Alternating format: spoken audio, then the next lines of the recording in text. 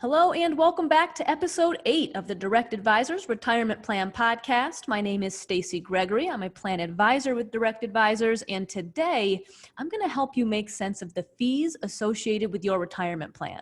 Now, fees have been a hot topic in this industry for quite some time now, and rightfully so. You don't want the investment earnings received by you and your employees to be eaten away by fees. I wouldn't want that either.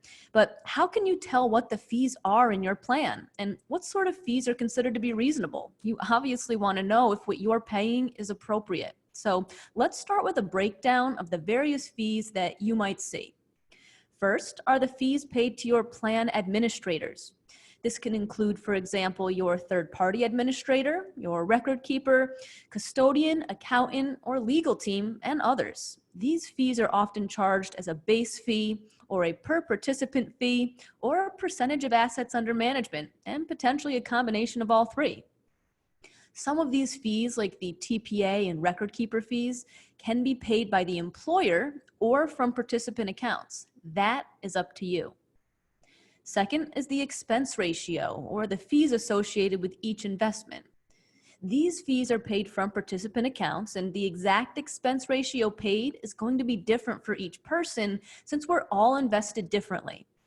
Working with a highly skilled and credentialed investment advisory firm is critical in helping ensure that your retirement plan offers not only a diverse set of investment options that perform well, but also charge reasonable expense ratios.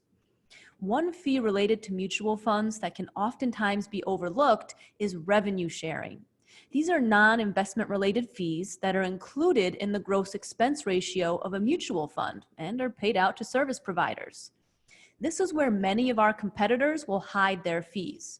But here at Direct Advisors, we do not participate in revenue sharing agreements and return all revenue sharing dollars back to the plan. Which brings us to the third and final fee, which is your investment advisor, which again can be paid by either the plan assets or by you, the employer. It's worth noting that there are different types of advisors.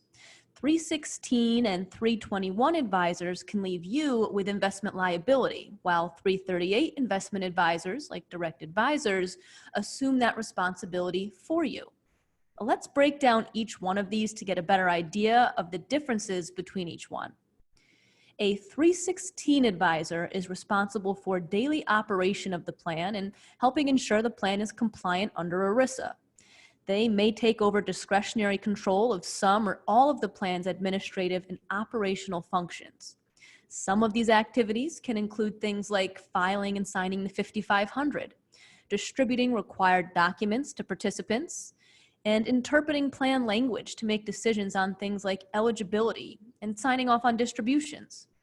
They may or may not even offer investment services, but if they do, it will be through the use of a 321 or 338 investment advisor. A 316 advisor should be considered as more of a co-administrator instead of as a potential investment advisor. On the other hand, a 321 investment advisor does offer investment advice, but they share the responsibility for the investment menu with you as the plan sponsor. This makes you both liable for the selection and monitoring of the investment lineup.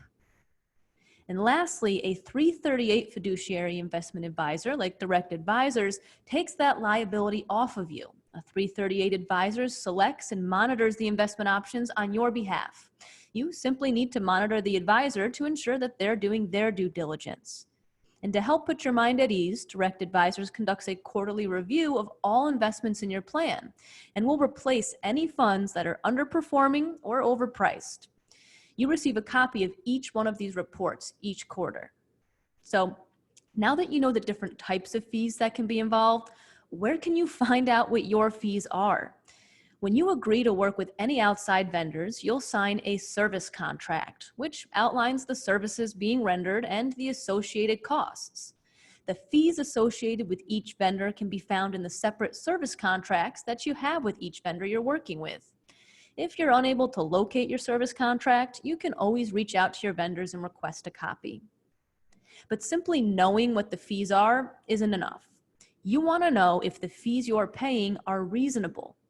Each year, Direct Advisors conducts a fee benchmarking review of your plan to help put this in perspective. We take a look at the TPA and record keeper fees, the weighted expense ratios of the plan, the investment advisory fee, and anything else included, and compare them to plans of a similar size in a similar industry. It's important to compare your plan to similar plans to get an accurate comparison.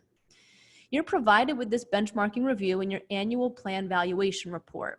Now, if you have any questions on the fees associated with your plan or would like a copy of your most recent valuation report, then contact the team at Direct Advisors by phone at 518-362-2119 or by email at info@directadvisors.com.